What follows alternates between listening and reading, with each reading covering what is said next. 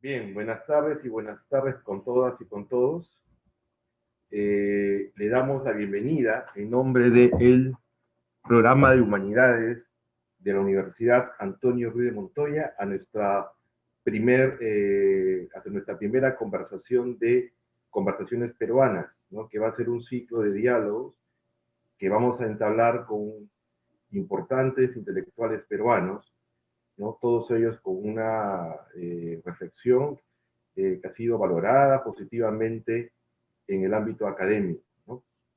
Y en esta primera sesión nos acompaña el historiador Joseph Daguerre Alba, historiador con doctorado en historia por la Pontificia Universidad Católica de Chile y historiador por la Universidad Católica de Perú. Ha tenido importantes cargos en el ámbito académico, ha sido subdirector de la Escuela de Música de la Universidad Católica, ha sido director de la Escuela de Posgrado de la Universidad Antonio Ruiz de Montoya, también ha sido director de la Instituto Ribagüero en un momento también, hace un tiempo, y actualmente es secretario general de la Superintendencia Nacional de Educación Universitaria, la SUNED, ¿no? Joseph Daguerre tiene una importante producción intelectual, ¿no? Que ha sido valorada en nuestro ámbito, en el ámbito de las humanidades, en el ámbito de las letras, ¿no? Hay muchísimos textos sobre los cuales vamos a conversar el día de hoy con Joseph, ¿no? Y tengo que decirlo, ¿no? Tenemos que decirlo, con Joseph nos une una larga amistad de más de 3 décadas, ¿no? Entonces nos conocemos desde que éramos muy jóvenes, ¿no? Entonces tenemos la confianza y la camaradería, ¿no?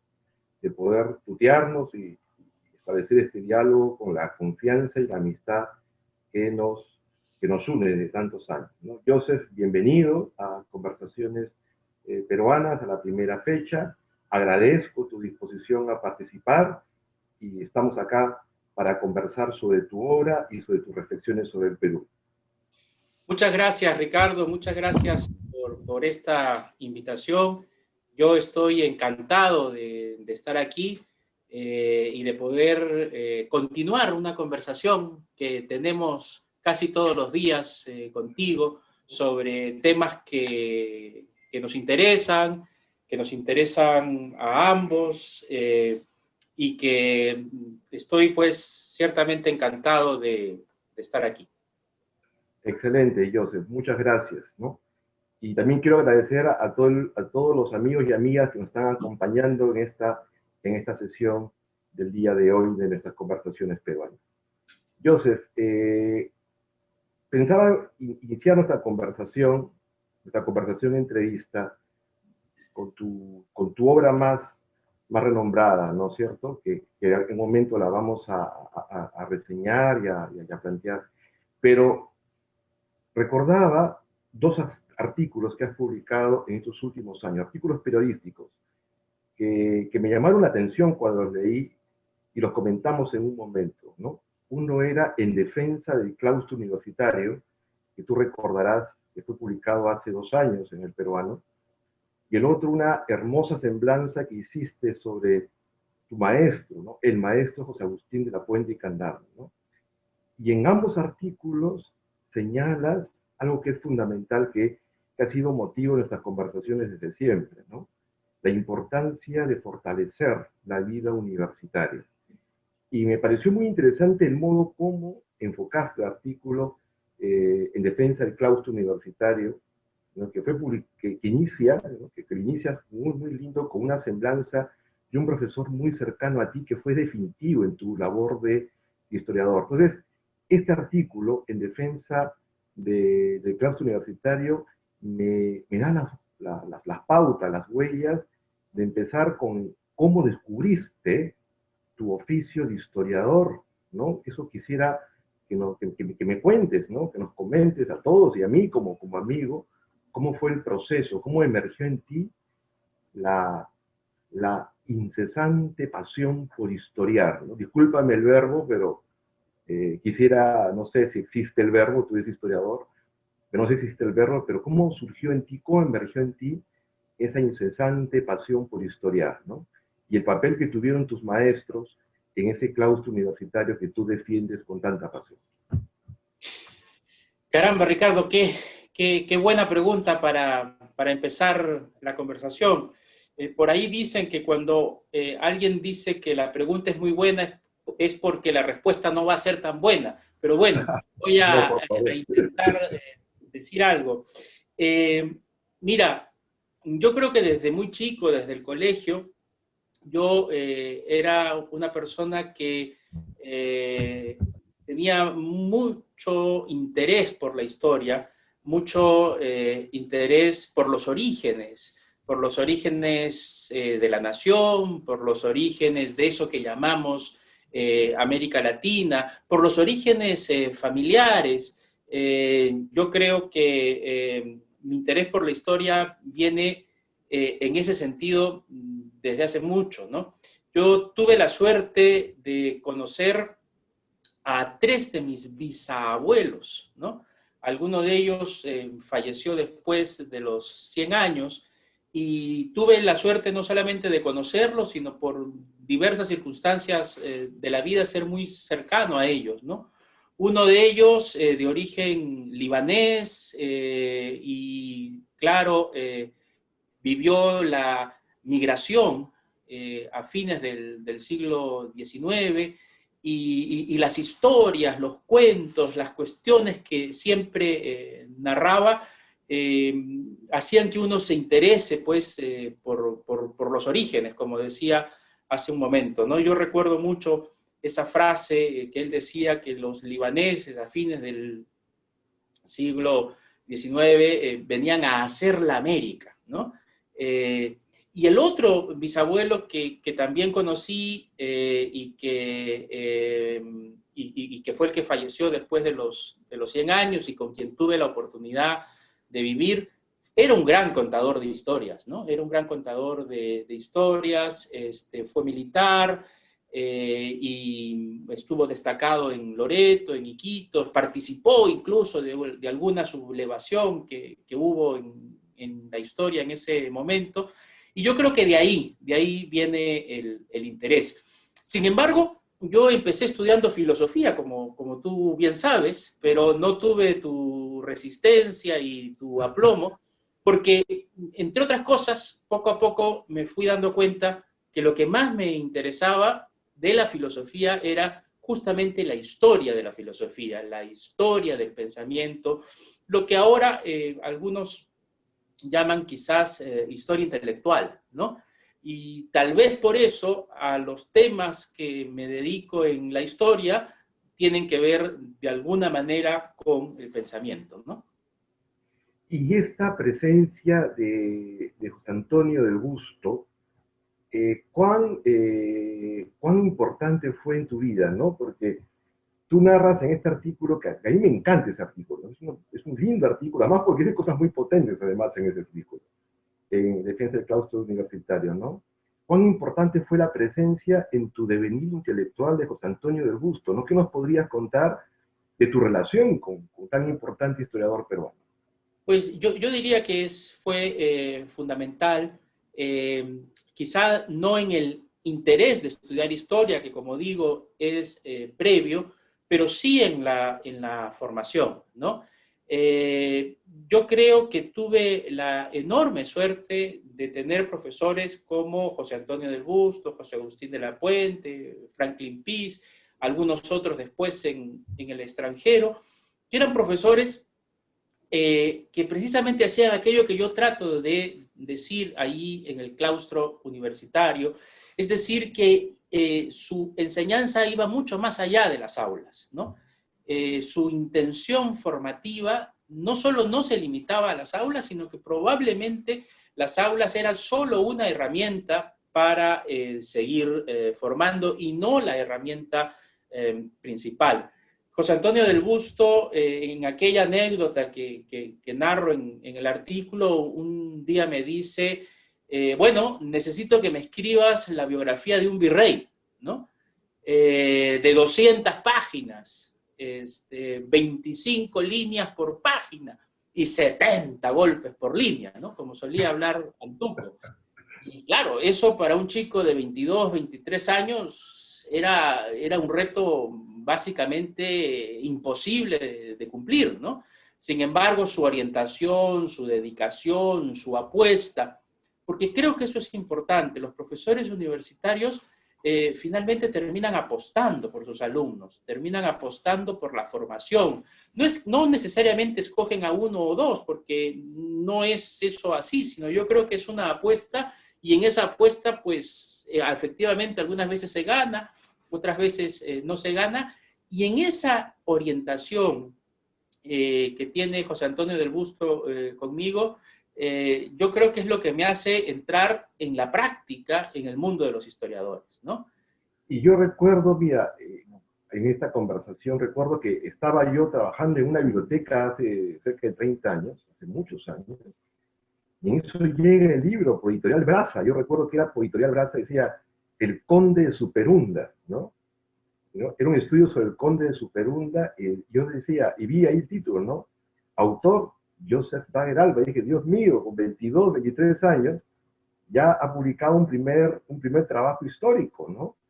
Y ese primer trabajo histórico fue tu primer trabajo, fue tu primer libro, ciertamente. Sí, fue mi primer libro, fue mi primer libro como autor, mi primera obra.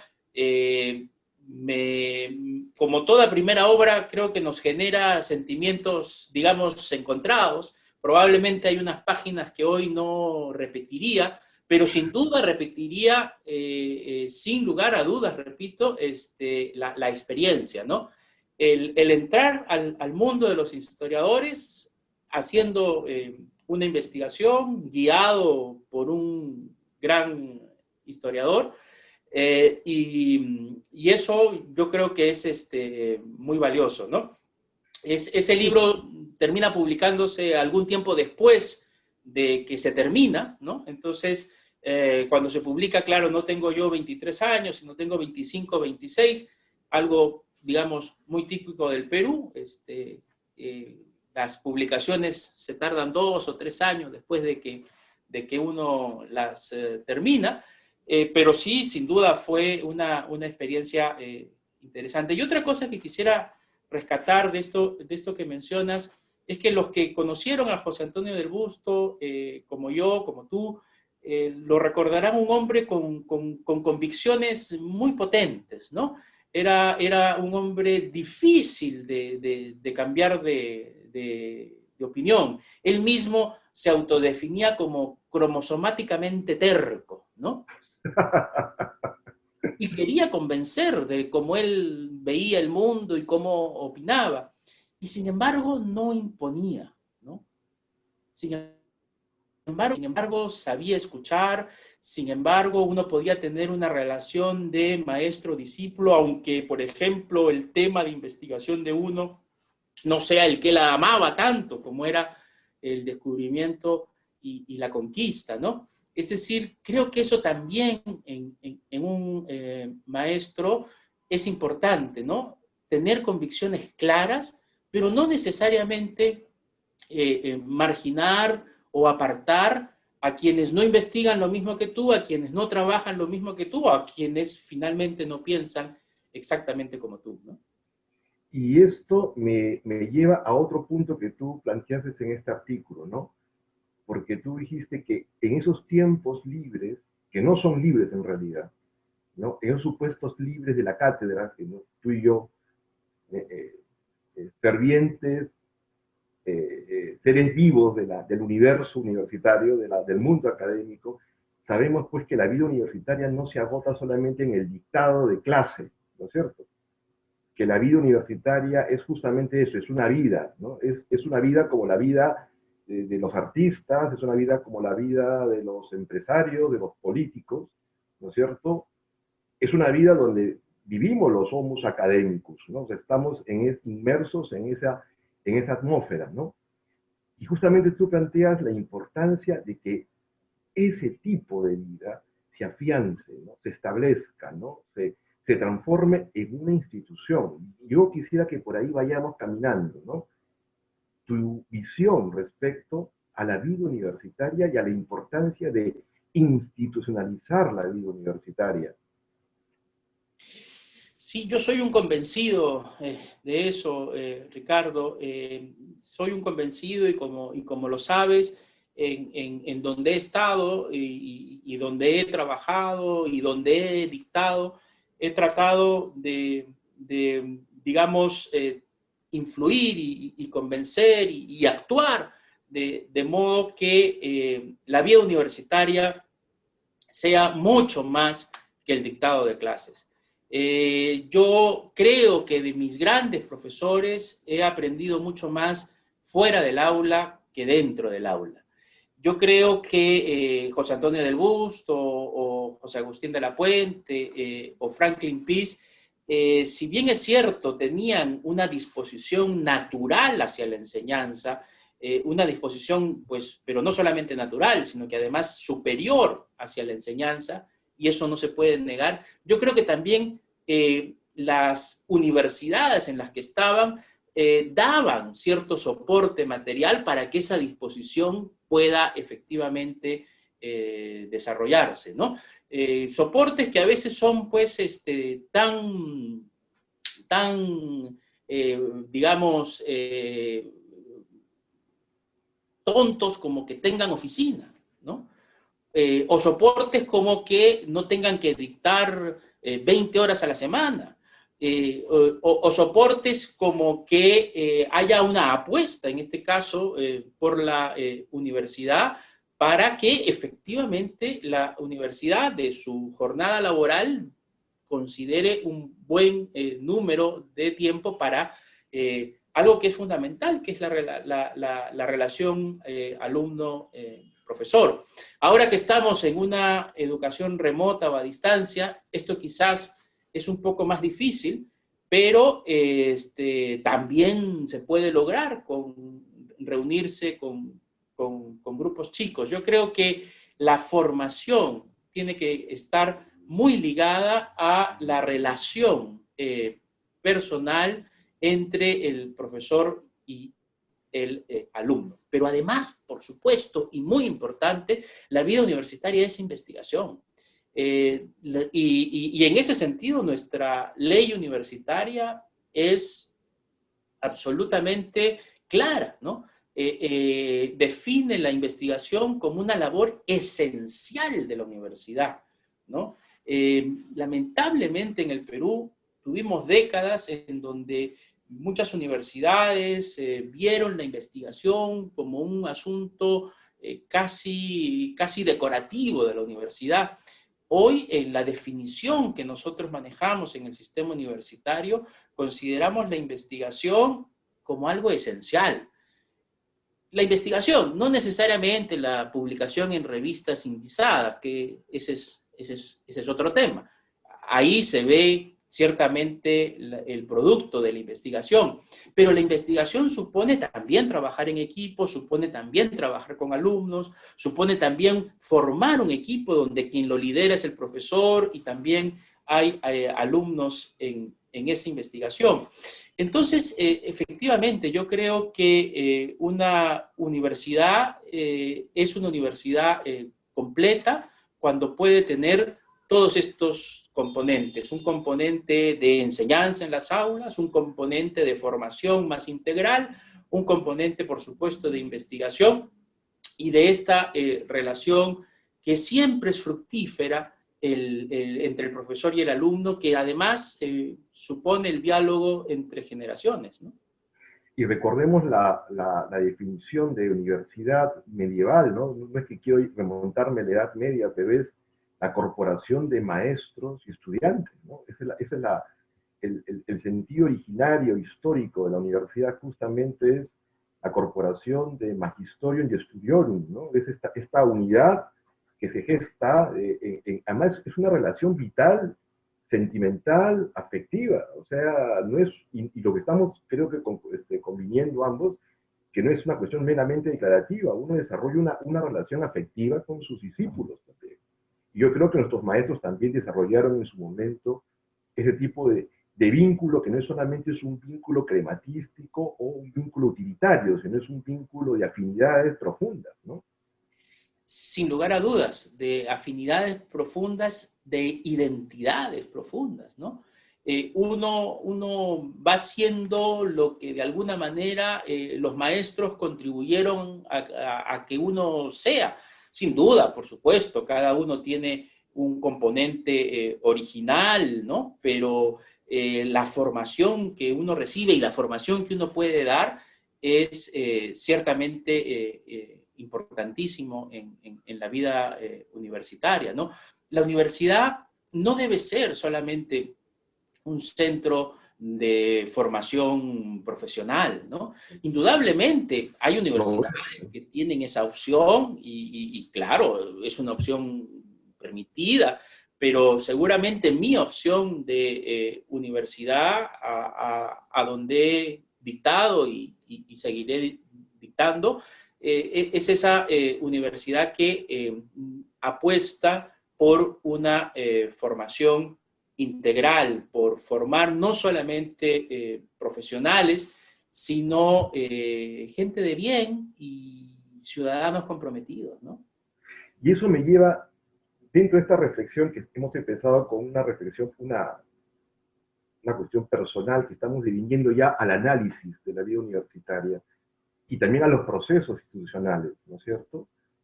Qué nefasta fue el decreto 882, ¿no? Qué daño pudo haber hecho, digamos, a la distancia, ¿no? Quizás contextualizándolo, digamos, los efectos del decreto 882 que se dio en 1993, 94, no recuerdo bien el año, pero tuvo consecuencias, digamos, definitivas en el perfil de la vida universitaria peruana durante 20 años aproximadamente, ¿no?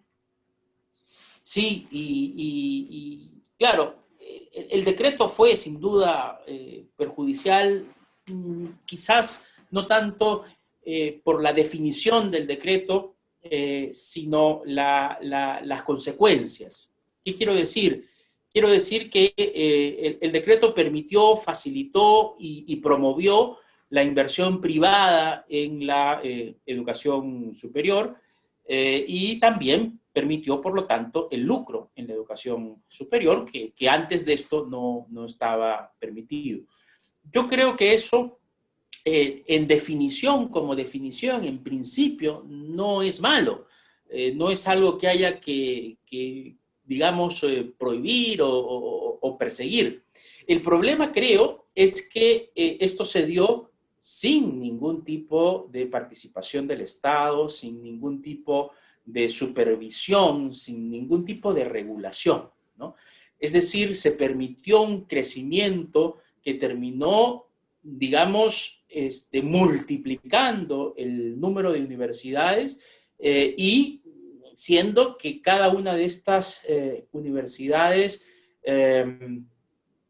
podía hacer casi lo que quería, ¿no? Yo creo que en servicios básicos como salud, como educación, el Estado tiene que estar ciertamente muy presente. No, por supuesto, como un Estado censurador o un Estado omnipotente, no, claro que no, pero sí como un Estado que regule y que permita garantizar el derecho que tienen todos los ciudadanos para acceder a una educación de calidad. Y esto me lleva justamente ya al terreno histórico, ¿no? Estamos yendo a este nivel de el Estado y justamente el tipo de Estado que genera este tipo de prácticas, ese Estado que se ausenta, ¿no? ¿No? En tu opinión, ¿no? En tu análisis, en tu interpretación, ¿por qué el Estado se desentiende? ¿No? ¿Es una cuestión orgánica del Estado? ¿Es algo que es consustancial al Estado? ¿O se debe a el tipo de gestión, ¿no?, que se ofrece en el Estado? O sea, a eso me refiero. O sea, ¿es consustancial al Estado este desentendimiento? ¿O tú crees más bien que es parte de una concepción del Estado, ¿no? Yo yo creo que en los años 80 del siglo pasado, ya tenemos que decir esto, de los años 80 y los años 90, el mundo, por lo menos el mundo occidental, vive una especie de deificación de una determinada ideología que quiere, si no desaparecer al Estado, por lo menos reducirlo a su mínima expresión, ¿no? Porque ciertamente habían ejemplos de estados que de pronto eran no solamente ineficientes, sino que terminaban gestionando cosas que de pronto, pues, efectivamente el Estado no debería gestionar. Y como suele suceder en el Perú y en la historia de la humanidad, es la historia del péndulo, ¿no? Entonces, de un extremo terminamos yéndonos al otro extremo, ¿no? Y en esta emergencia sanitaria hemos visto cuán cruel puede ser esto, ¿no? Es decir, hemos visto a políticos, a líderes de opinión decir que el Estado no debe meterse en determinados asuntos que expresaban, pues, claramente un abuso, ¿no? Por parte de seguros, por parte de establecimientos de salud, a unos sobreprecios terribles, ¿no? Entonces yo creo que la ideología que pretendía reducir el Estado a su mínima expresión nos ha llevado en la teoría del péndulo al otro extremo, y creo que esta emergencia sanitaria y esta pandemia nos va a dar la valiosísima oportunidad para repensar la relación que debe tener el Estado con servicios básicos y con sus ciudadanos, ¿no? Y este Estado, por ejemplo, este Estado mismo parte de una concepción del Estado, ¿no? De un Estado que está plenamente encindido de la sociedad, ¿no? O sea, en la concepción que ha sido, digamos, la hegemónica en los últimos 30 o 40 años, se pensaba que Estado y sociedad o nación, ¿no es cierto?, son entidades plenamente separadas, ¿no? Y que eso no ocurre porque de facto, digamos, el Estado es una manifestación jurídica, es la manifestación jurídica de la misma nación. Entonces, plantear esa separación radical, una separación abiertamente ideológica, digamos, fue mucho más perjudicial de la que nosotros pensamos, ¿no es cierto? Sin lugar a dudas, y es una separación que es hasta teóricamente difícil sustentarla. Se hizo, digamos, muy común, ¿no? Pero que hoy yo creo que hay que repensarlo, ¿no?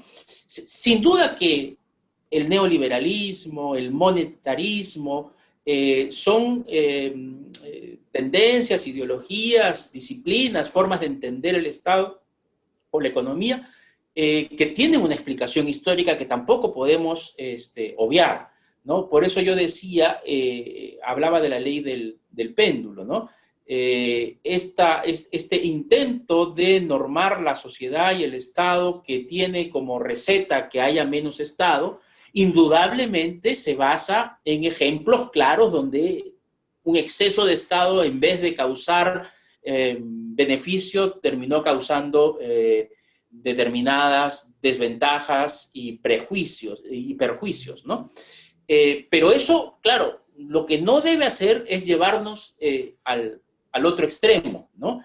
El Estado es el reflejo de la sociedad, es producto de la sociedad y está para perseguir el bien común de esa sociedad.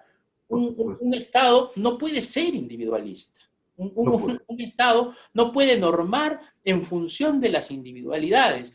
El individualismo, sin duda, es una corriente importante, es una corriente, digamos, que tiene cultores que son importantes, pero claro, no puede ser entronizada en el Estado, ¿no? El Estado no puede perseguir el bien individual, porque el bien individual no necesariamente, la sumatoria del bien individual no necesariamente es el bien común, ¿no? Y cuando hablamos de bien común no estamos hablando para nada del péndulo ideológico contrario al liberalismo, ¿no? O sea, la defensa y la apuesta del bien común no es la defensa pues, del socialismo, para nada, ¿no? Simplemente es una cuestión de ética política fundamental. O sea, es un precepto ético-político, ¿no? La idea de que hay un bien inherente a la comunidad. O sea, eso no nos hace ideológicamente partidarios de una doctrina específica, ¿no es cierto? Pero lógicamente, es decir, digamos, en el origen de esta concepción está Adam Smith y su teoría sobre el mercado. Pero el mismo Smith reconoce que no hay mercados perfectos, ¿no? ¿Dónde debe participar el Estado? Allí donde hay mercados imperfectos. Y precisamente esta es la característica, digamos, no excepcional, sino casi común, la presencia de desigualdades, la presencia de canchas inclinadas, ¿no? Y ahí es donde debe estar la actuación del Estado. Justamente uno de los preceptos de la llamada doctrina social de la Iglesia es el principio de subsidiariedad, recordarás, ¿no?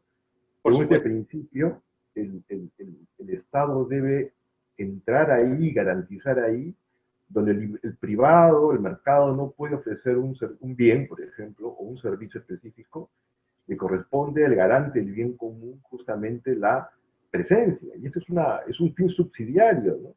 Y yo recuerdo que el Papa Pío XI hablaba del fin subsidiario y el bien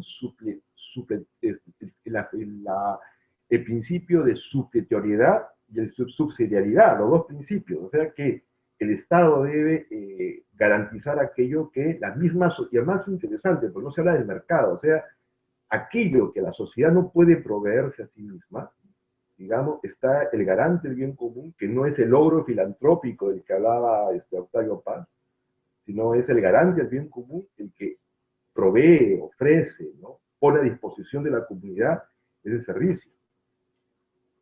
Sin lugar a dudas, Ricardo. Y además, por supuesto, aquel que interviene cuando no hay igualdad de oportunidades, ¿no? O aquel que tiene que hacer lo necesario para que existan esa igualdad, ¿no? De oportunidades, quiero decir. Excelente, de acuerdo contigo. Y eso me lleva caminando, ¿no? Estamos caminando de ahora hacia atrás, ¿no es cierto? Si te das cuenta, ha sido una historia, estamos haciendo una historia particular en esta conversación. El Estado peruano cuando se funda, ¿no? ¿Cuándo se forma el Estado peruano? ¿No? Estamos acá aprendiendo de ti, por aquí no somos historiadores políticos, ¿no? El Estado peruano, ¿cuándo se forma? Difícil pregunta, ¿no? Si nos atenemos a una respuesta estrictamente legal, ¿no? Podríamos decir que desde que existe un acta de independencia, existe Estado. Pero aún así, el Estado peruano o la independencia peruana en 1821 es una independencia casi de nombre, ¿no? La independencia se lucha realmente con batallas y con triunfos recién a partir de ese momento y podemos hablar ya de algún triunfo frente a España en 1824. Y todavía hay un reducto español que se queda en el Real Felipe 2 o 3 años después. Luego de eso comienza un estado pues muy inicial, muy débil, absolutamente nada institucionalizado, y recién a partir de 1845, con el auge del guano y la presencia fuerte de Castilla, tenemos ya un Estado que más o menos empieza a funcionar. Castilla, 20, 25 años después de la independencia, es el primero que logra establecer un presupuesto nacional, ¿no? Eso hoy nos puede parecer casi improbable, ¿no? Casi inaudito que pueda existir un Estado sin presupuesto, ¿no? Pero no existían los primeros años porque, claro, no había seguridad de ingresos y los egresos eran cada vez mayores y muchas veces se tenían que pagar con bonos porque no había dinero para pagar. Entonces, claro, hasta 1845 difícilmente podemos hablar de un Estado.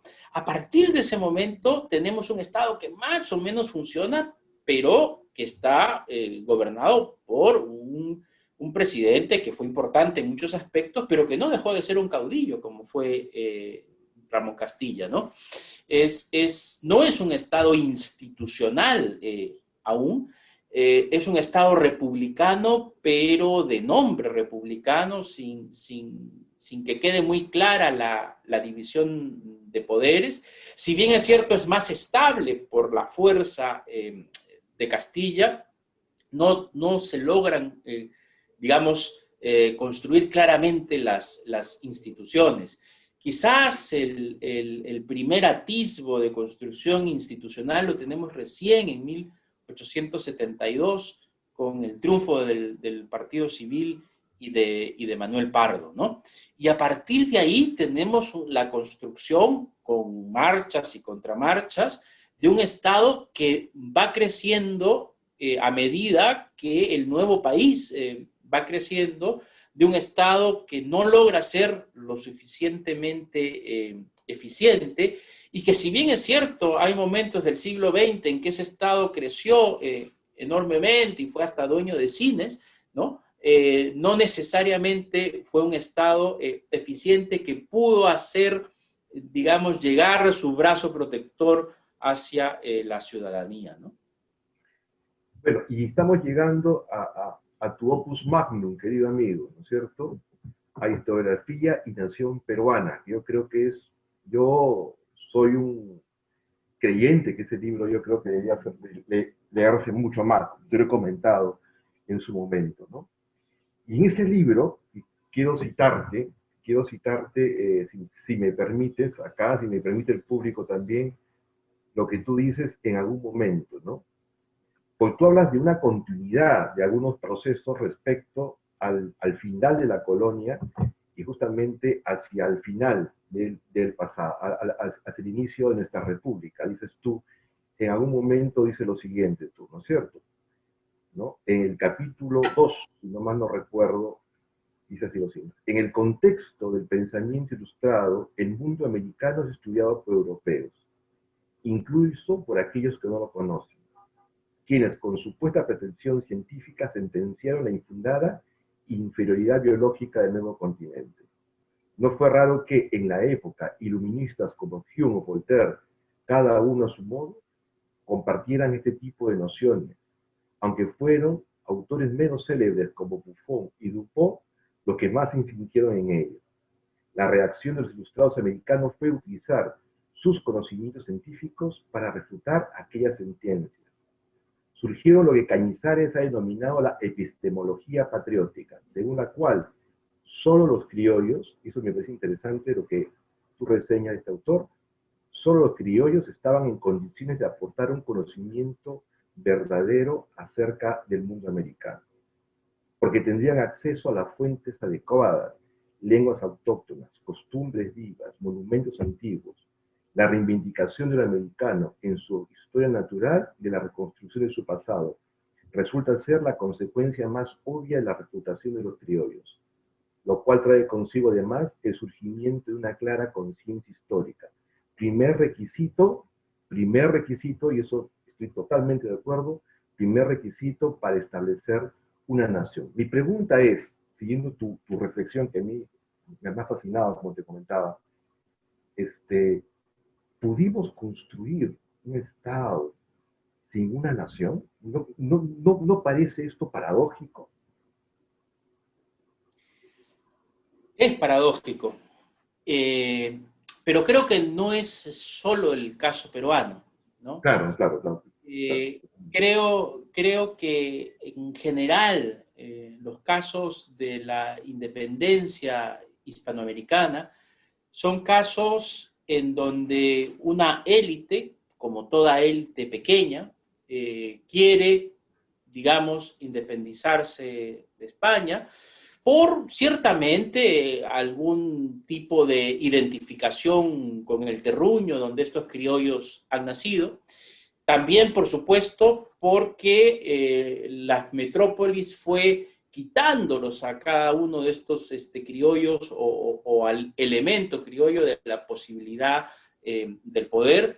Por supuesto, también por la asfixia fiscal que comienzan a aplicar los Borbones desde que llegan al poder. Hay una serie de razones que van explicando el por qué esta élite quiere finalmente separarse de España. Ahora, esta élite se separa de España, opta por, digamos, una estrategia, por decirlo de algún modo, occidental, que es fundar lo que algunos han llamado el Estado-Nación, ¿no? Ese Estado-Nación es una respuesta, es un modelo político que en Europa funda la burguesía para precisamente oponerse a la aristocracia, que basaba más bien su modelo político en la monarquía o en la monarquía absoluta. Y ese Estado-Nación busca tener una nueva forma de relacionarse, una nueva forma de unirse, ya no a través de ser súbditos de una corona común, porque esto ya no existía, y comienzan a valorar los vínculos culturales y los vínculos, digamos, ciertamente históricos, ¿no? Ese modelo, el modelo de Estado-Nación, supone primero una independencia, es decir, una existencia del Estado, y a partir de ahí la creación de esos vínculos culturales.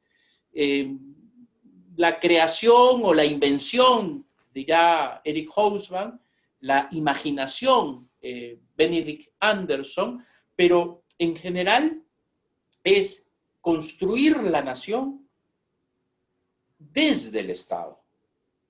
Claro. De algún modo, es un proyecto propio del siglo XIX que lo que quiere es contribuir desde el Estado a crear cierta homogeneidad cultural que permita justamente una identidad y que probablemente contribuya al proyecto político y de una mayor unidad, ¿no?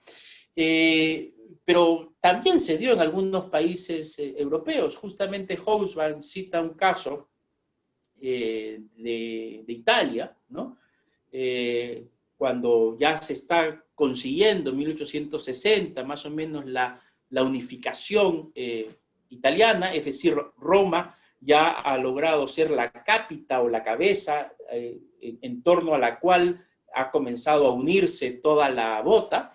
Y el primer ministro italiano, en un discurso famoso en el Parlamento, comenta, ya tenemos Italia, ¿no? Es decir, ya hemos logrado unificar Italia. Nos falta ahora los italianos, ¿no? Claro, es decir, desde el Estado comenzar a contribuir a crear una cultura común. Ahora, por supuesto, esa cultura común tiene que tener alguna base, ¿no? No puede ser absolutamente inventada, tiene que tener una base porque si no, no funciona, ¿no? Yo recuerdo en sus libros de conversaciones entre Goethe y Eckermann, su secretario, hay una parte que es muy interesante, ¿no? Porque Eckermann le pregunta a Goethe, maestro, ¿qué opina usted de Alemania? Y esa conversación la tienen en 1830 y tantos, ¿eh? Y Goethe de manera lacónica le responde: Alemania, yo no conozco ese país. Y lo decía, y lo decía un hombre de Weimar, pues, porque Alemania también finalmente fue una construcción ya de Bismarck, creo, ¿no? O de los prusianos, fue una construcción prusiana básicamente que de otros pueblos, ¿no? Lo que nos lleva a que, al parecer, y ahí viene a una de tus pasiones, ¿no? A la historia pensada, Joseph, ¿no? Porque un rasgo como yo estoy seguro que tus lectores han dado cuenta, un rasgo de tu visión de la historia que no solamente te quedas en el dato, en la cuestión del dato específico, del hecho, sino que unos aportes justamente de tu tesis doctoral, que fue además finalmente la tesis doctoral que se transforma en libro, es hacer una historia pensada, ¿no? Es pensar justamente los hechos desde un marco teórico, ¿no? Desde una concepción del mundo, desde y una teoría que en la tuya, alguna vez hemos conversado, que bebe de muchas fuentes, ¿no? Y que se ancla claramente, me puedes decir si estoy equivocado, en la hermenéutica histórica en líneas generales, ¿no? En esta ambición por explicar, ¿no? Y pensar los procesos, ¿no? Eso es algo que de alguna manera he visto, ¿no? En este interés metodológico que tú tienes tú, ¿no? Y yendo a ese camino como historiador, ¿no? Y como pensador de la historia también, que de alguna manera se evidencia en tus libros, ¿no? ¿Cómo procedes tú como historiador? Eso yo quisiera que nos comentes a los amigos que están acompañando, ¿no? ¿Cuál es el método? ¿De qué manera tú abordas los hechos, ¿no? Los acontecimientos, los procesos, ¿no? ¿No? Que nos cuentes un poco de manera íntima, de manera personal, el secreto de tu labor como historiador, ¿no? ¿Cómo opera la mente del historiador Joseph Wagner? Caramba, qué, qué, qué difícil contestar esto. Mira, yo creo que el historiador, como todo científico social, pero en particular el historiador está, digamos, muy dependiente de sus fuentes, ¿no? Uno puede tener 2 o 3 ideas, uno puede tener intuiciones, si lo queremos llamar más técnicamente hipótesis, pero esto va a irse confirmando, ¿no? En razón de las fuentes que uno vaya encontrando. Fuentes que a veces están en los archivos o fuentes que en otras ocasiones son publicaciones y lo que uno va a ir pudiendo determinar y pudiendo afinar sus intuiciones o sus hipótesis o sus primeras impresiones va a depender mucho de la fuente, de aquello que finalmente encuentres. Pero claro, yo creo que hay algo que los historiadores tenemos que hacer y es no quedarnos solamente en el trabajo de archivo, que es importante, que es fundamental, que probablemente es lo que nos distingue de otros científicos sociales, pero ese trabajo de archivo hay que pensarlo, ese trabajo de archivo hay que analizarlo, ese trabajo de archivo hay que ponerlo en un proceso, y para eso creo que la comparación con otras realidades o lo que han pensado los teóricos sobre el tema es fundamental, ¿no? Es decir, yo creo que finalmente hay que mirar la realidad y a medida que cumplo años me voy dando cuenta cada vez con mayor claridad que uno la ve con lentes, porque sin lentes ves otra cosa. Para mejorar tu visión de la realidad tienes que utilizar determinados lentes. Por supuesto que tienes que ser consciente que estás utilizando lentes, las metodologías, las teorías, la comparación con otras realidades, son esos lentes y esos lentes que puedes usar varios para poderle dar, digamos, mejor forma a los datos concretos que vas encontrando en la investigación. Y eso nos lleva también a un punto, ¿no? Claro, tú acabas de mencionar que la historia es una disciplina de las ciencias sociales, pero también es una disciplina humanística, ¿no? Está a la limón entre las ciencias sociales y las humanidades. Y en mis pocas lecturas históricas, ¿no? En realidad me he dado cuenta que lo fundamental, o uno de los elementos fundamentales que nos ofrece la historia, es la posibilidad de contextualizar los procesos, ¿no? O sea, de observar el hecho y los procesos a la luz de un conjunto de relaciones vinculantes, ¿no? La relación política, la relación económica, la cultura, y cómo todos los elementos concomitantes al hecho nos permiten entender en su profundidad el evento que se está estudiando o las circunstancias que se están estudiando. Es decir, que es imposible hacer historia sin contextualizar, ¿no? ¿No? Quiero empezar oponiéndome, Oh, pero a lo que me quiero oponer es a lo que has dicho, que tienes pocas lecturas en historia. no, por favor. Tienes muchas lecturas en historia, No. eres un gran entendido en la materia. Luego de oponerme, quiero darte efectivamente totalmente la razón. La historia existe desde Herodoto, sin lugar a dudas, Totalmente. desde los griegos, los romanos, la Edad Media, pero la historia como disciplina, la historia que hacemos hoy, la historia con la que torturamos a nuestros alumnos en las clases, esa historia nace en el siglo XIX, ¿no? Y nace con una intención de independizarse de la filosofía y también la literatura, ¿no? A veces los historiadores decimos que la historia es la madre de todas las ciencias sociales, y claro, los filósofos nos responden, bueno, y entonces la filosofía es la abuela, ¿no? Pero claro, en esta intención de la historia de independizarse de la filosofía y de la literatura, tiene que hacer para mí dos cosas que son fundamentales y que están en la partida de nacimiento de la historia, y es justamente darle importancia al contexto, ¿no?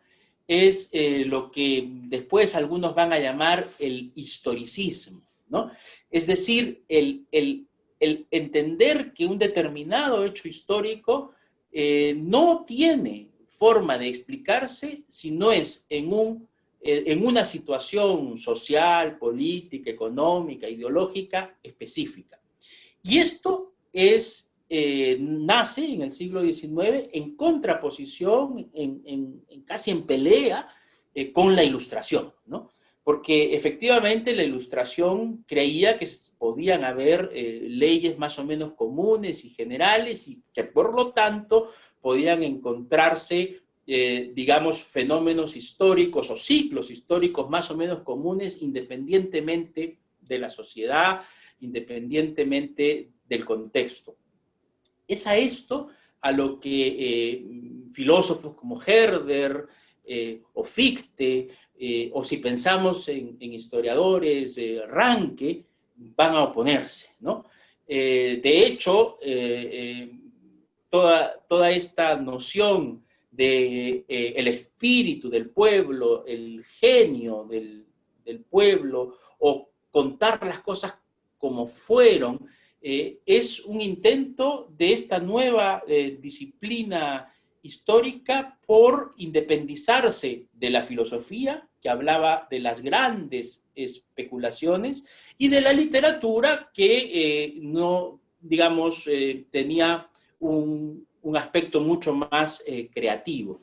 Los historiadores del siglo XIX, estos que fundan la disciplina histórica, tal vez, por supuesto, exageran en el nivel de detalle, en la cantidad de notas a pie de página, pero creo que lo fundamental de lo que algunos llaman como la escuela histórica alemana es esta concepción del contexto, ¿no? que luego Dilthey le da toda una concepción filosófica y que conocemos como el historicismo, ¿no?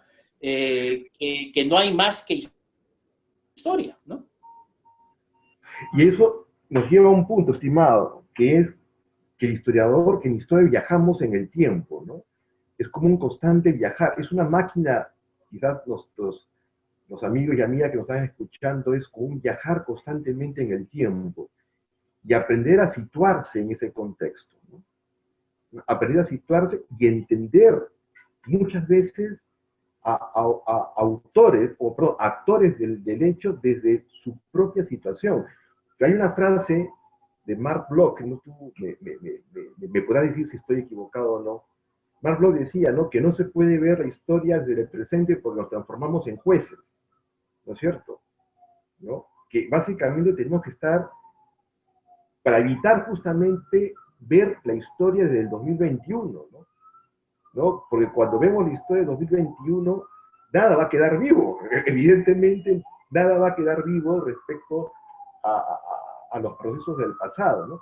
Y en ese sentido, en ese viaje del tiempo, ¿cómo podríamos tener una visión comprensiva de los actores que construyeron justamente los fundamentos de nuestra república sin juzgarlos, ¿no? Sin tener ese látigo desde el siglo XXI, agarrarlos a golpes, sino entender que hacían lo que podían finalmente también, ¿no? Que en su marco de referencias, los fundadores de la República Peruana, los que trabajaron el tema de la emancipación en nuestro país, digamos, básicamente hicieron lo que estaba a sus alcances también, ¿no?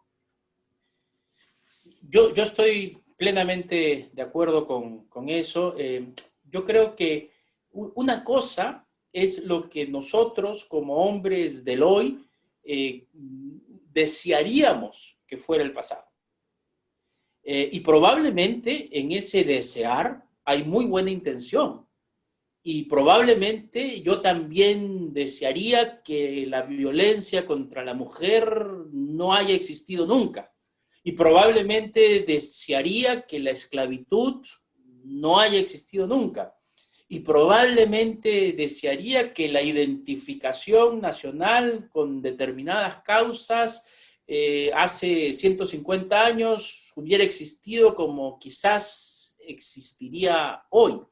Pero creo que lo que es clave en la comprensión histórica es ciertamente, como decíamos antes, entender el contexto.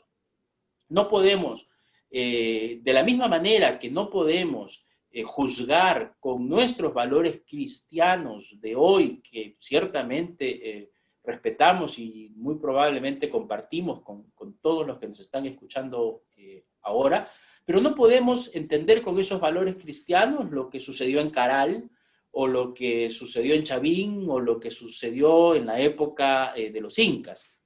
No podemos juzgar con este valor que desde el punto de vista cristiano damos a la vida, la existencia de sacrificios humanos, porque si lo hiciéramos así, perderíamos la comprensión de ese momento.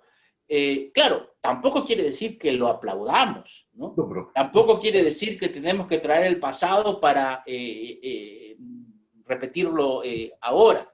Pero de la misma manera que no podemos entender con nuestros valores cristianos esa realidad prehispánica, tampoco podemos entender con todo lo que hemos vivido y aprendido como sociedad en el 2020 lo que pasó en el 1820, ¿no? Claro, por supuesto, nos hubiera gustado a todos, a mí el primero, que la independencia del Perú hubiera sido un proceso, digamos, más popular, más masivo, que los inclusivo, que ¿no? hicieron la independencia se hubieran sentido más convencidos de lo que aparentemente estuvieron en realidad. Pero lo que yo tengo que hacer como historiador, pero también como ciudadano peruano, es tratar de entender esos hechos en el momento en el que se dieron. Repito, no aplaudiéndolos, repito, comparándolos con otras situaciones, y así, y solo así, ese hecho del pasado podría traernos enseñanzas. Y eso nos lleva a una idea de continuidades, ¿no? También, o sea, el primer punto es la contextualización. Pero también otra cosa que se observa en tu libro, aparte de la contextualización de los actores, que también está la continuidad de los procesos, ¿no?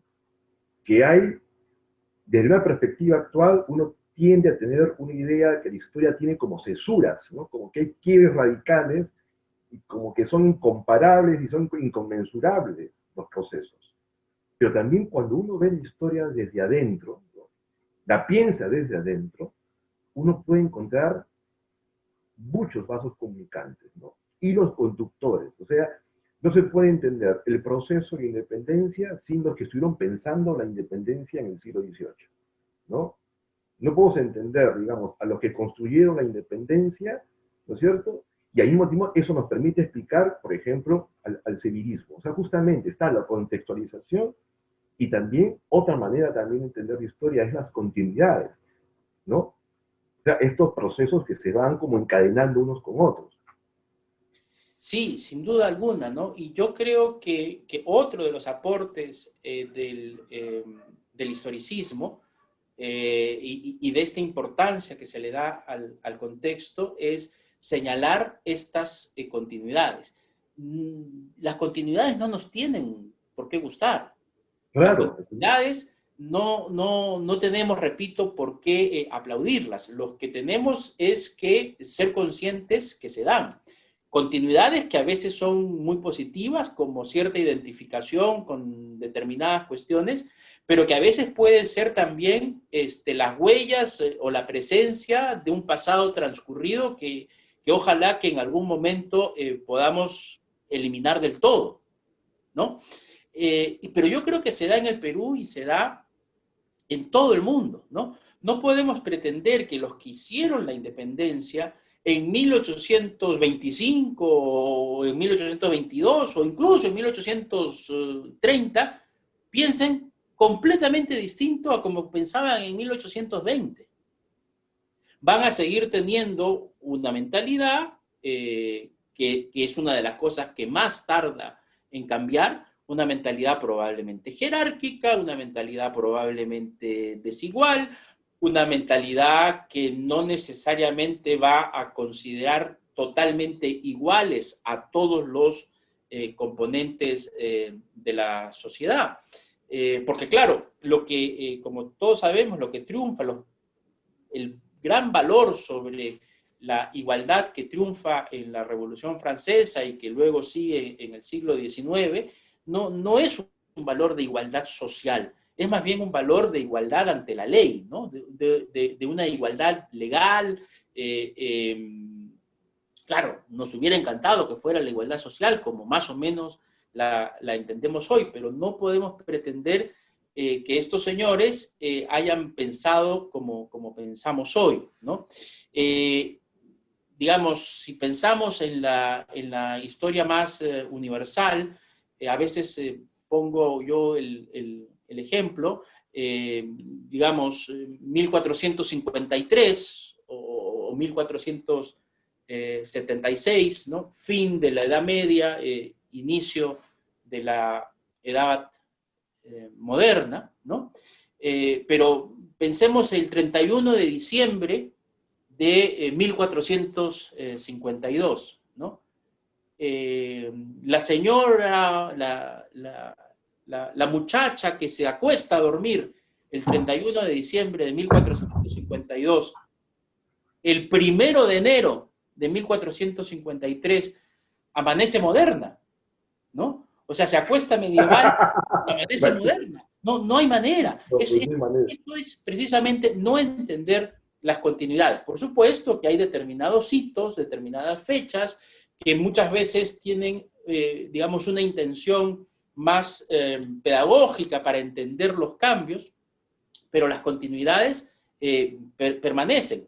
Muchas veces lo que tenemos que hacer es luchar contra esas continuidades. Muchas veces lo que tenemos que hacer es que esas continuidades, digamos, no continúen, ¿no? Pero para eso, primero tenemos que darnos cuenta que son continuidades y de dónde vienen, ¿no? Y eso también nos lleva a un tema que también me parece fundamental en la historia, ¿no?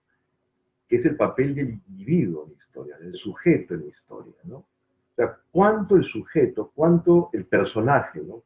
Pienso en San Martín, ¿no? Pienso en Bolívar, pensemos en los más icónicos del momento de la independencia, ¿no? San Martín, Bolívar, Bernardo Monteagudo, Faustino Sánchez Carrión, y todos estos importantes personajes. ¿Cuánto eran expresiones de una época o también producto de tradiciones familiares o de microespacios, ¿no? Porque a veces hay una tendencia en determinada historia o visiones históricas que los sujetos no son más que una especie de títeres del proceso histórico, ¿no? Como que la historia tiene una especie de vida propia, ¿no? Pero también la historia obedece, pues, a decisiones particulares, ¿no? A decisiones individuales, ¿no es cierto? Entonces, el papel del sujeto en la historia, el papel del individuo en la historia. Y de esa perspectiva, los fundadores de nuestra república, ¿no? Sean peruanos o sean de otros lugares, ¿no? Eran conscientes de lo que estaban, había una plena conciencia de lo que significaba la ruptura, ¿no? Respecto a la metrópoli, o simplemente era un proceso que se fue desencadenando casi de manera natural, ¿no? ¿Fue una conciencia de independencia plena o fue un conjunto de eventos que se fueron desencadenando y los llevó justamente a ese acto de independencia? Sí, a ver, yo diría que probablemente podríamos encontrar un poco de ambas cosas, ¿no? Probablemente la élite, los grandes líderes, el individuo, sí era consciente, ¿no? No solamente era consciente, sino que era lo que quería. Quería la separación de España, una separación política y ansiaba el autogobierno. Eh, Ahora, era absolutamente consciente de todo lo que eso significaba y iba a venir después y de todos los líos intestinos que iban a haber y de toda la inestabilidad, probablemente no. Probablemente no era suficientemente consciente de lo complicado que iba a ser, incluso desde el punto de vista fiscal, armar ese Estado. Ahora, la población yo creo que no era consciente, ¿no? En su gran mayoría, ¿no? Y me estoy refiriendo incluso a la población letrada, no solamente a las grandes masas, sino incluso a aquella población que sabía leer y escribir y que tenía más o menos algún tipo de conocimiento de lo que estaba sucediendo. Yo creo que esa población no necesariamente era consciente y vio incluso con mucha desconfianza, con mucha inseguridad, esa posibilidad de tener una nueva nación. Y creo que debemos entenderlos. Ya no me estoy refiriendo a la élite que hizo la independencia, quizás pensando en intereses muy propios, ¿no? Quizás tratando de velar por sus propios intereses, quizás económicos, sino estoy refiriéndome a esas clases medias que más o menos estaban enteradas de lo que estaba ocurriendo, pero que no estaban totalmente convencidas, ¿no? Y yo creo que debemos entenderlas, ¿no? Es decir, la independencia supone cambios que para el momento son cambios radicales, ¿no? Es decir, enfrentarnos a un nuevo contexto internacional fuera y completamente independizados y peleados incluso con España, no debe haber sido algo fácil de asumir, porque además suponía ciertamente una guerra y supuso además una crisis económica complicada, ¿no? Entonces yo creo que este es un buen ejemplo en el que desde el punto de vista teórico podemos ver la importancia del individuo, la importancia del líder, que sin duda existe en la historia. Muchos de los fenómenos que finalmente ocurren en nuestra historia y en la historia occidental y universal en general, son, si no totalmente, sí parcialmente, producto del líder, de ese individuo. Pero ese mismo individuo es también producto de una sociedad, producto de unos valores, producto de lo que Gadamer llamaba la tradición, ¿no? El peso de la tradición realmente, si nos ponemos a verlo, es enorme en cada uno de nosotros. El individuo sin duda puede influir en la sociedad y puede moverla y puede llevarla a alcanzar determinados objetivos, buenos o malos, pero también ese individuo es producto de una fuerte tradición, ¿no? Excelente. Me gustaría, querido Joseph, que alguien del público, los moderadores, por favor, atentos, nos puedan plantear una pregunta al doctor Dagger por chat, por favor, y lo leemos acá. ¿Estaríamos dispuestos, Joseph, a una pregunta del público, un par de preguntas del público? Sí, con mucho miedo, pero sí. Yo creo que estamos en plan de amigos, entonces yo creo que alguna pregunta podría venir por ahí. No sé si, moderadores, por favor, nos pueden ayudar. No sé si hay alguien del público que está dispuesto a hacer una pregunta, por favor. Con gusto, estamos dispuestos a colaborar en alguna pregunta, ¿sí? ¿Esperamos?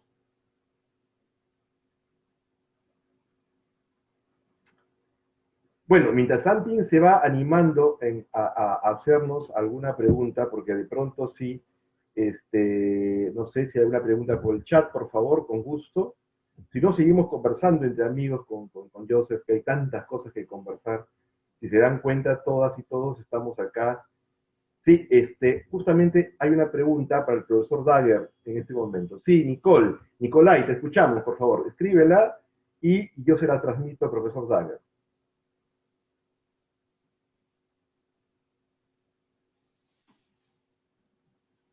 Sí, Nicolai, escuchamos. Escríbela, por favor.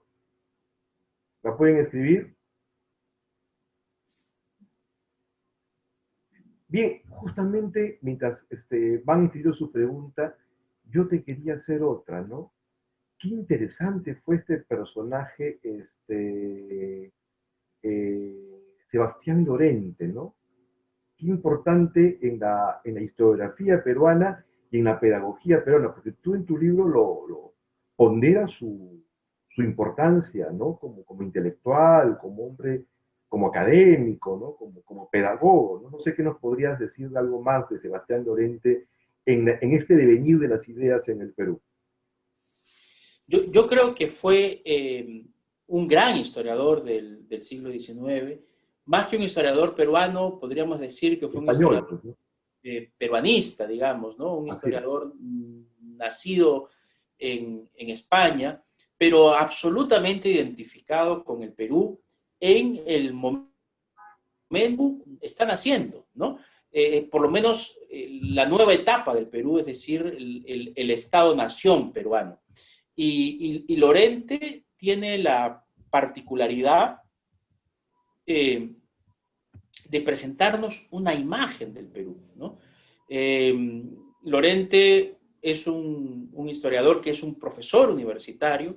Los primeros historiadores en el Perú se desarrollan más bien al margen de la academia universitaria, al margen de la universidad. Lorente, en cambio, es un historiador universitario muy identificado con la universidad que en ese momento existía en Lima, que era la Universidad San Marcos, y logra tener algo que es importantísimo en el siglo XIX y para lo cual, digamos, lo cual es la función más importante de la historia, que es ofrecernos una imagen de continuidad, ¿no?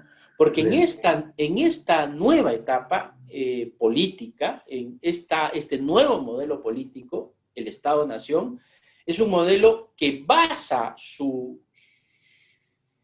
estabilidad, su futuro, en la identificación de los ciudadanos en ese nuevo modelo. Y una de las mejores formas de esa identificación es precisamente contar con una historia común, escribir una historia común o confeccionar una historia común. En esa confección de esa historia común hay algunas cosas que se inventan, lo digo entre comillas, que se imaginan, pero lo importante es ofrecer esta imagen común. En el siglo XIX, todas las historias nacionales, en todas las realidades europeas e hispanoamericanas, son historias nacionales que están buscando ofrecer esta imagen en común, y en el Perú la labor de Lorente en eso es fundamental. Bien, querido, acá hay varias preguntas, así que preparado, doctor Dager. ¿Ah? Greta Manrique nos saluda, te dice, buenas tardes, nos pregunta Greta Manrique. Quisiera saber cuál es su opinión sobre las humanidades en contraposición de la ciencia, en educación escolar o superior. Esto con respecto a las opiniones de algunos sectores que las consideran innecesarias para la educación. Nos pregunta Greta Manrique sobre tu opinión sobre las humanidades en contraposición de las ciencias y que hay muchas personas que consideran que no son necesarias. Muy buena pregunta. Nos vuelve al principio del tema, pero muy bien, muy bien. Muy buena pregunta. Yo creo que las humanidades son muy necesarias y son muy necesarias hoy sobre todo, ¿no? Yo creo que la situación en la que estamos hoy, para poder comprender hoy, para poder comprender esto que nos ha sucedido, esta emergencia sanitaria, esta pandemia y todos los retos que vienen por delante, yo creo que las humanidades son fundamentales. No quiero decir, por supuesto, que son más importantes que la ciencia. No quiero decir que las humanidades nos van a dar la vacuna salvadora frente a esta situación. No quiero contraponerlas en ese sentido con la tecnología o con la ciencia, pero lo que sí quiero decir es que sería una visión un poco ciega considerar que ahora lo que tenemos que hacer es potenciar la tecnología y olvidarnos de las humanidades. Ahora lo que necesitamos es un pensamiento contextual, un pensamiento crítico, un pensamiento también empático, y para eso las humanidades son fundamentales. Gracias, Joseph. Aquí hay una pregunta también de Nicolai, ¿no? No nos pone su apellido, pero bueno, Nicolai, nos pone acá Nicolai. Nos pregunta lo siguiente, ¿no? ¿Cómo se puede entender hoy en día el concepto de populismo? Pues hoy la discusión es si es necesario el Estado como principal garante de los derechos. Sin embargo, con los contextos de Venezuela y Cuba se comienza a recurrir al populismo estatal, ¿no? Me parece que lo que se ha querido preguntar es si cómo podemos manejar en una visión, creo ya que es historia conceptual, me parece ya, ¿no?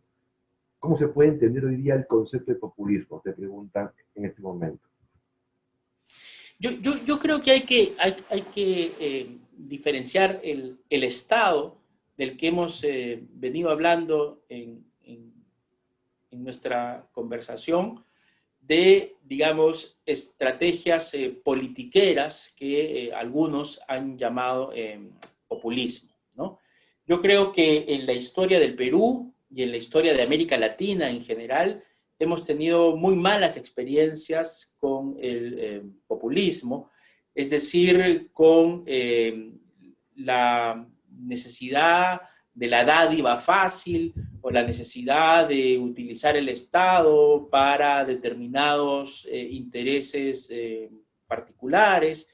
Yo creo que de ese populismo tenemos que alejarnos, pero lo que sí debe ocurrir, como veníamos conversando, es un Estado no necesariamente elefantiásico, no necesariamente enorme, pero sí un Estado lo suficientemente sólido y fuerte para garantizar, para procurar el bien común y para garantizar igualdad de oportunidades de acceso a derechos.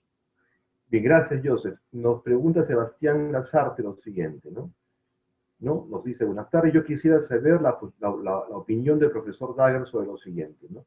Sobre mantener figuras históricas en monumentos o nombre de calle, ahora que se sepa que tuvieron errores o intereses privados, y por eso afectaron al Estado y a la sociedad, ¿no? Me parece que la pregunta tiene que ver si se debe mantener el nombre de calles, ¿no? O monumentos a personajes que después se descubre no tuvieron muy buena fama, ¿no? Posteriormente.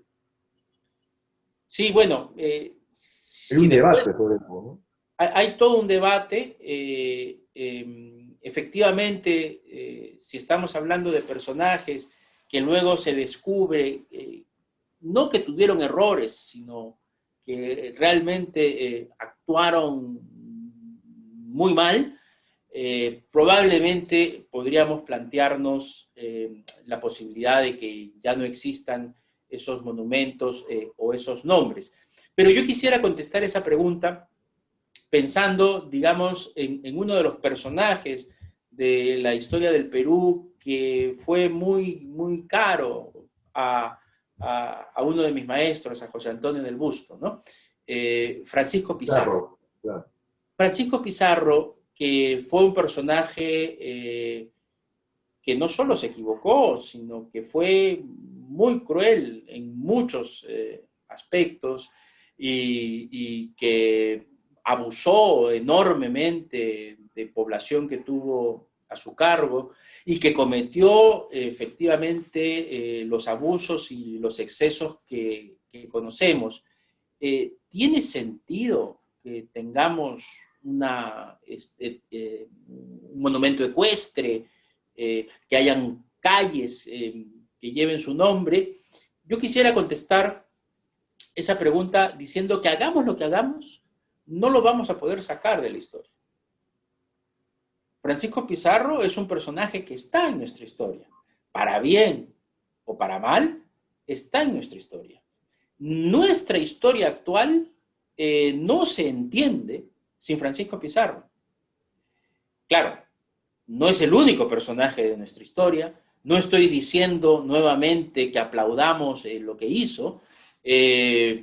Ciertamente no se trata de ser pizarrista, y pongo este ejemplo a propósito por el rechazo que muchas veces causa el personaje, pero lo que no podemos negar es que es parte de nuestra historia. O parte, si quieren, no de nuestra historia, pero sí del transcurrir. A la hora de enseñar historia escolar no podremos obviar su nombre. Lo que sí, probablemente, al conocer, valorar y ponderar todos sus hechos y todas sus actitudes, pues no lo conmemoraremos. Pero olvidarlo completamente sería difícil, ¿no? Gracias. Gonzalo Diego Falla Carrillo pregunta lo siguiente, ¿no? Al contextualizar, ¿no se corre el riesgo de relativizar nuestros principios y minar una visión universal de justicia? Al contextualizar. ¿No se corre el riesgo de relativizar nuestros principios universales de justicia? Sí, es un tema complicado, es un tema difícil. Cuando hablábamos del contexto, hablábamos de lo que yo creo que es el aporte fundamental de la disciplina histórica a la historia del pensamiento, ¿no? Esto que algunos han llamado el historicismo, que lo entiendo yo como la importancia del contexto para entender determinadas cuestiones. Yo creo que para analizar el pasado es la óptica que hay que tener, siempre que ese pasado ciertamente sea muy distinto que nuestro presente. Si ese pasado mantiene ciertos valores, mantiene ciertos principios similares al que tiene el que lo está mirando, entonces, claro, podrá utilizarlo, esos principios, para entenderlos. Ciertamente que el relativismo absoluto tampoco es sostenible, ¿no? Y ese es uno de los grandes peros del historicismo, y una de las cosas que ciertamente planteaba Weber, ¿no? Es decir, un sistema de valores que pueda ir más allá del contexto, ¿no? Y además una cosa distinta es relativizar en historia que relativizar en la moral. Son cosas como, me parece que son distintas. Bien, hay una pregunta también más, ¿no? Elvis Mori nos pregunta, Elvis, ¿cómo estás? ¿De qué manera la historia podría aportar a pensar una nueva relación entre Estado y sociedad después de la pandemia, ¿no? ¿De qué manera la historia podría aportar a pensar una nueva relación Estado-sociedad en la pospandemia?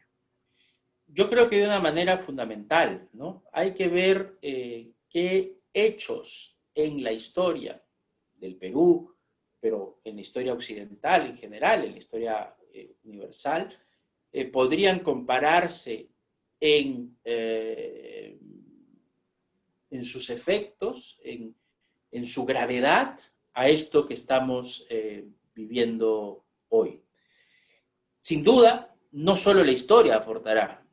Yo creo que lo que hemos vivido, lo que hemos padecido y el pasado muy reciente va a ser fundamental para pensar la relación entre Estado y sociedad en un futuro. Debería serlo, ¿no?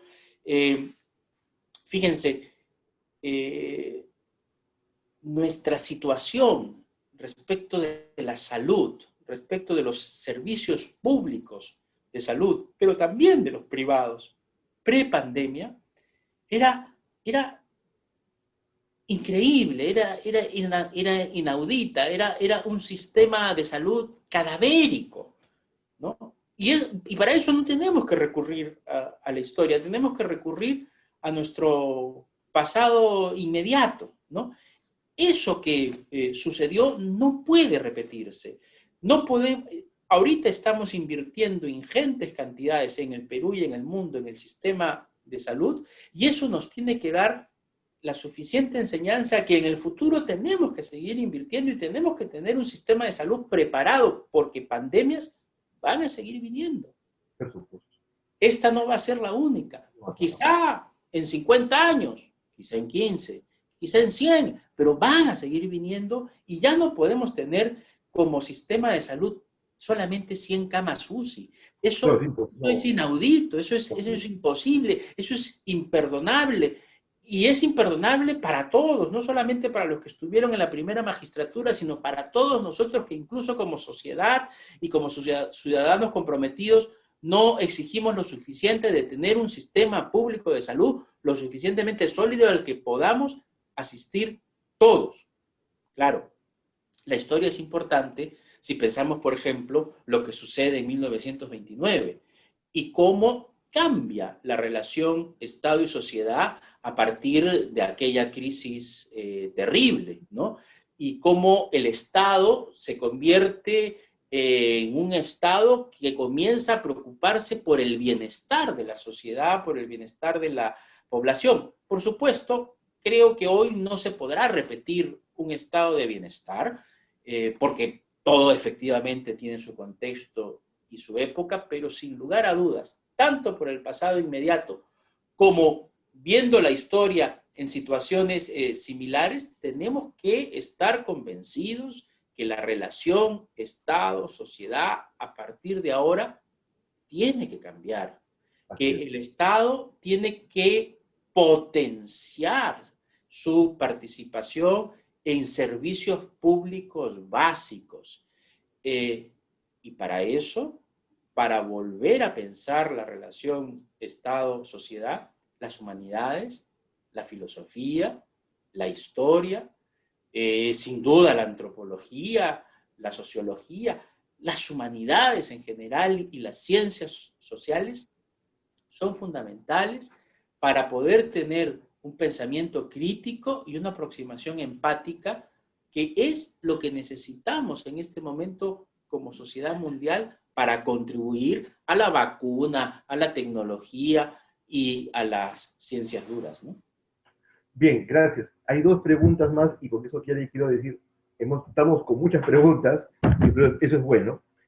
Y hay dos preguntas para terminar la parte de preguntas. Te rogaría, Joseph, que podamos responderlas brevemente también, para poder, porque ya el tiempo ya comienza ya a apretarnos. Yo quisiera que hablemos hasta las 10 de la noche, como antes, pero sería ideal. Bien, dice así Inés Milagros, ¿no? Buenas tardes. Basadre, un colega tuyo, conocido, ¿no? Basadre definía la región americana como los Estados Unidos del norte y los Estados Unidos del sur, a nosotros, ¿no? A la luz actual, pareciera que América Latina no conoce aún, no se identifica con una historia común, y mucho menos trabaja en algún proyecto común. Esto puede verse en el desenvolvimiento particular y ajeno de cada país en la pandemia, reflexiona. Y nos pregunta, ¿cómo es posible cobrar una conciencia histórica regional? Es una pregunta, mi madre, ¿no? ¿Cómo tener una conciencia común a nivel latinoamericano, ¿no? Es difícil, es Es difícil. complicado, pero probablemente es un camino que debamos transitar, que debamos, digamos, acudir, ¿no? Sin duda, entre países latinoamericanos hay muchísimas cosas que nos unen, hay muchísimos hechos históricos que nos unen, hay otros también, por supuesto, que nos separan, pero hay tradiciones que son tradiciones culturales que nos unen, que yo creo que deberíamos, en efecto, pensarlas para procurar una mayor proximidad a esta identidad latinoamericana que sin duda nos va a permitir ciertas raíces para también enfrentar la globalización.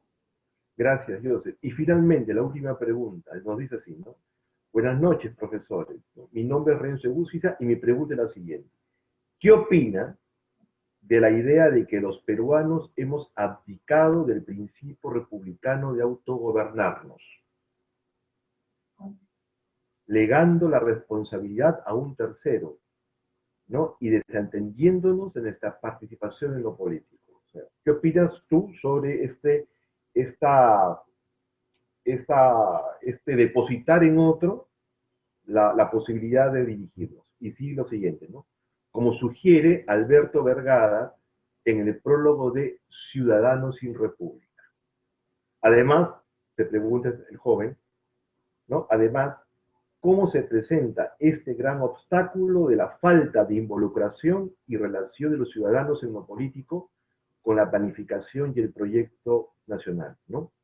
En pocas palabras, ¿por qué los peruanos, digamos, tienden a una irresponsabilidad respecto a su proyecto de país? Eso es lo que me parece que está afirmando Renzo. A ver, quizá la pregunta se origina en el tipo de independencia que tuvimos. Estoy pensando en el prólogo de Alberto, una independencia, digamos, dirigida por extranjeros, ¿no? No por peruanos. Si pensamos en San Martín y en Bolívar, y a partir de ahí hay toda una interpretación que finalmente afirma que no logramos construir nación, ni Estado, ni identificación, ni nada, porque nosotros no queríamos la independencia, los peruanos no querían la independencia, y llegaron San Martín y Bolívar, lograron la independencia, como que nos pusieron de este lado de la República, y ahí comenzamos a caminar como pudimos, ¿no? Bueno, yo creo que parte de esa visión tiene verdad. Yo creo que efectivamente en el Perú no existió una élite absolutamente convencida de la necesidad de la independencia. El problema es que entre 1821 y el 2020 han pasado pues 200 años, y entonces también hubo involucramiento de peruanos y también hubo gobierno de peruanos, quizá no al principio, pero sí después, y también hubo ciudadanos peruanos, y también hubo héroes peruanos, y también hubo muertes peruanas por la independencia, por las guerras posteriores y por una serie de cuestiones. Lo que quiero decir es que determinados hechos históricos, cuando los vemos desde el presente y los vemos solamente a ellos aislados, puede darnos una impresión que los peruanos no han participado de su destino. Yo creo que esto no es tan cierto. Lo que sí es cierto, me parece, es que muchos peruanos letrados hoy, muchos peruanos hemos decidido no participar de la cosa pública. Participar de la cosa pública no significa necesariamente estar en el Congreso, o lanzarnos a elecciones, o tener cargos públicos. Participar de la cosa pública es estar en la misma universidad participando de la cosa pública, es hacer política bien entendida, no necesariamente proselitismo, no necesariamente política partidaria, sino política, preocuparse por la cosa pública, por el bien común. Yo sí creo que hacia eso debemos apuntar, y yo sí creo que eso debemos reforzarlo. Debemos reforzar nuestra república, pero por supuesto también nuestra democracia. Es decir, debemos reforzar la importancia de las instituciones frente a la importancia de los caudillos, la importancia de las instituciones, pero debemos reforzar también la participación ciudadana en la toma de decisiones. Justamente, gracias, Renzo, gracias, Joseph, por tu respuesta. En la conclusión de tu libro, Historiografía y Nación en el Perú en el siglo XIX, tú concluyes con estos juicios, ¿no? Dice lo siguiente, ¿no? Nuestra historicidad, sin embargo, también ahora nos impide encontrar elementos de comunión entre peruanos. Eso lo dices en el 2010, en este prólogo, ¿no? Nos llama a reconciliarnos. Ello supone que asumamos nuestras verdades históricas, las que generan orgullo nacional y las que son tan incómodas que una primera reacción comprensible sería la opción de no escucharlas.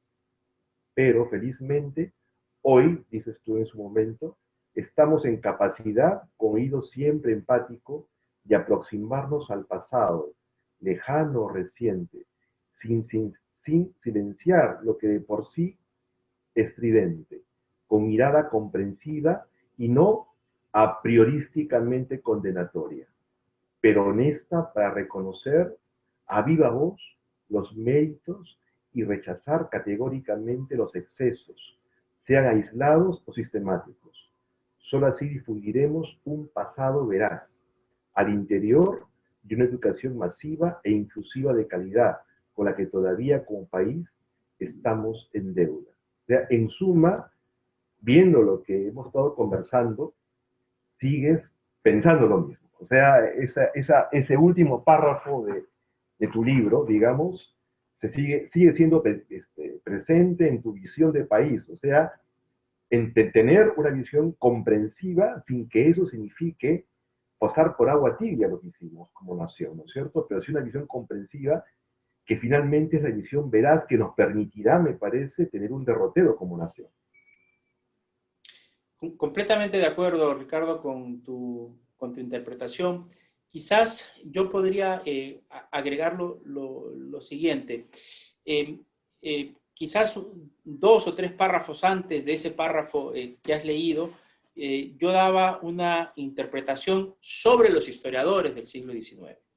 Y yo decía, estos historiadores del siglo XIX, a diferencia de lo que algunos han dicho, a mí particularmente no me parece que hayan falseado la historia, que hayan hecho un uso funcional del pasado, que nos hayan vendido algo que no sucedió en realidad.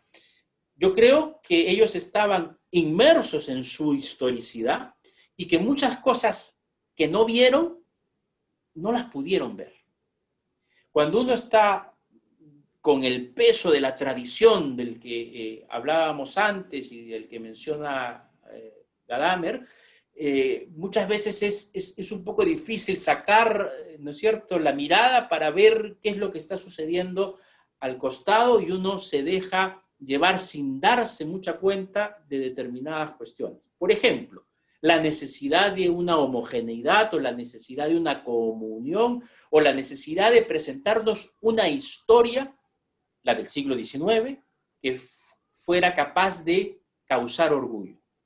¿Qué fue lo que hicieron los historiadores peruanos del siglo XIX y en general los historiadores del siglo XIX?